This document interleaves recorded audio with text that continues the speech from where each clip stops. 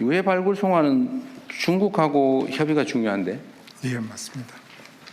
조만간 중국하고 아마 다시 만나게 될 가능성이 있으니까 이것도 아마 관리하고 있긴 할 텐데 중국 측하고 사전 정상회담 의제로 논의를 좀 미리 하라고 해주시고 비서실에 좀 챙겨주십시오. 11년 만의 중국 국가주석 방한이 한중 관계의 전면 복원으로 이어지도록 하였습니다. 내년 이른 시기에 대통령님의 국빈 방중을 추진하겠습니다. 또한 일본과의 셔틀 외교도 지속하겠습니다. 한미일 협력을 지속해 나가면서 한중일 협력을 촉진하겠습니다. 네, 당장 방중 방일 가능성이 열려 있는데 지금 동북아 분위기가 쉽지만은 않은 상황입니다. 중일 관계가 최악으로 치닫고 있는데 실용 외교의 저력 좀 기대해봐도 될까요? 네, 뭐 어찌됐건 이제 그 판을 좀 바꿔야 되는 이제 그런 그 상황이기 때문에 네. 연초부터 뭐 이재명 대통령이 상당히 적극적으로 움직이는 거 아닌가 그렇게 좀 생각이 들고요.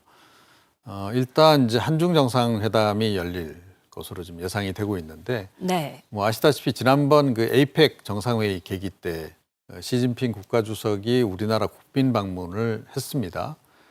그래서 이제 윤석열 정부 기간 동안에 소원해졌던 한중 관계를 이제 복구하기로 일단 거기에 이제 합의가 이루어졌고, 그때 또 한중 간의 그 통화 스와프 70조 그 MOU 같은 것 등도 맺어졌던 바가 있습니다. 그런데 이제 한중 간에 계속 좀 추가적으로 논의해야 될 사안들이 좀 있는 거죠. 네. 우리 입장에서 보자면 이제 북핵 이슈가 있는 거고, 북핵 이슈와 더불어서 지금 남북한 관계를 지금 개선하려고 하는 게 이재명 정부 목표 아니겠습니까? 북한은 여전히 이제 대화에 응하지 않고 있기 때문에 중국이 모종의 역할을 좀 해주길 바라는 그런 게 있습니다. 그래서 그와 관련한 얘기가 아마 좀 진행이 될 것으로 좀 예상이 되고 있고, 또 최근에 또 그 중국 정부에서 계속 또 문제 제기하고 있는 게 또 하나 있죠.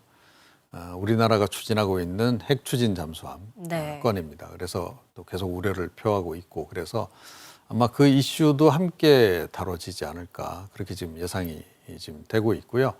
그리고 뭐 한한령이 굉장히 지금 장기화되고 있지 않습니까? 예.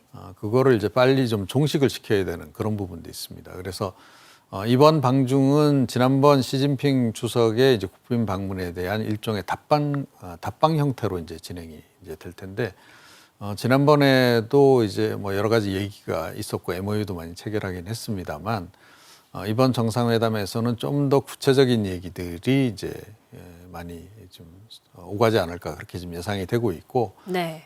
이미 외교부 차관이 이제 중국을 이제 방문을 해서 차관 단계에서의 전략 대화, 차관급 전략 대화가 아마 이제 이루어질 것으로 그렇게 좀 이제 보이는데, 네. 여기에서 아마 구체적인 그 의제나 이런 것 등에 대한 합의가 좀 이루어지지 않을까 이렇게 좀 예상이 되고 있습니다.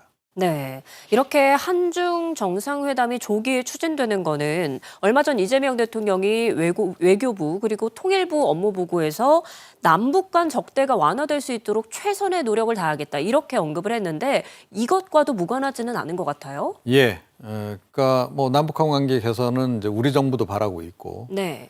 또 트럼프 대통령도 북미 이제 대화를 좀 원하고 있는 거 아니겠습니까? 이제 그런 그 상황이어서 어떻게 보면 한미의 이해관계가 이제 이 부분에 좀 일치한다 이렇게 이제 봐도 되는데, 북한은 요즘에 아시다시피 이제 더 그 미국하고의 관계도 그렇고 한국하고의 관계도 그렇고 더 지금 담을 쌓고 있습니다. 그러면서 오히려 이제 러시아하고의 이제 군사 협력 거기에 지금 이제 올인하고 있는 이제 그런 그 상황이고, 사실은 중국하고 관계도 뭐 이제 러시아하고 관계만큼 그렇게까지 긴밀하진 못한 그런 그 상황인데, 그럼에도 불구하고 경제적으로는 중국 쪽에 많이 의존을 좀 하고 있다는 거죠, 여전히. 예. 어찌됐건 국경무역도 계속 지금 진행이 되고 있고, 그래서 어느 정도는 중국 정부가 일종의 이제 지렛대를 좀 가지고 있기 때문에 그걸 활용해서 이제 시진핑 주석이 조금 북한의 이제 김정은 위원장에게 영향력을 행사해서 일단 남북한 관계 관련한 대화에 좀 나서도록 그렇게 만드는 게 우리 정부의 목표이기 때문에 이재명 대통령이 이번에 이제 중국을 방문하게 되면 그 부분을 각별히 좀 아마 좀 요청을 하지 않을까 그렇게 예상이 되고 있습니다.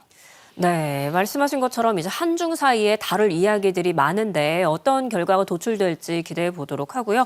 한일 정상회담은 일본 측 언론을 통해서 먼저 알려졌습니다. 다카이치 총리의 고향에서 개최가 될 전망이라고요? 예, 그렇습니다. 근데 이 얘기는 이미 이제 지난번 이제 에이펙 정상 회담 당시에 다카이치 총리를 만났을 때 이재명 대통령이 이야기를 했었죠.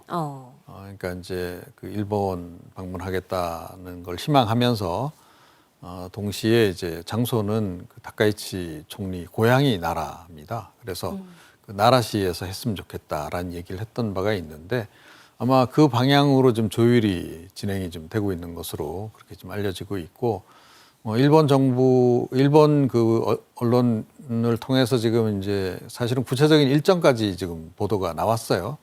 그래서 이제 내년 1월 13일, 14일 그 양일간에 이제 나라시에서 이제 진행이 될 것으로 그렇게 지금 이제 전해지고 있고 나라시는 사실은 우리나라하고 굉장히 좀 관련성이 높은 지역입니다. 네. 과거에 이제 일본의 수도이기도 했고 그 나라라는 게 우리나라 말 나라에서 이제 어원이 출발한 것으로 그렇게 또 알려져 있죠. 그래요. 그래서 이제 과거에 이제 백제 도레인들이 이곳으로 이제 가서 일본의 문화라든가 기술을 전파한 이제 그런 곳이기도 합니다. 그래서 뭐 우리로서도 상당히 좀 의미가 있는 그리고 이제 그 나라 시대에 이제 창건한 것이 도다이 시라고 해서 이제 우리로 치자면 한국말로 하자면 동대사라고 하는 동쪽에 있는 큰절 그런 의미입니다. 그러니까 아마 백제인 기준으로 봤을 때 동쪽에 있는 큰절이었기 때문에 아마 그렇게 이름을 붙인 거 아닌가 싶은데 도다이지에서 아마 정상회담이 좀 진행이 되지 않을까 그렇게 좀 예상이 되고 있습니다.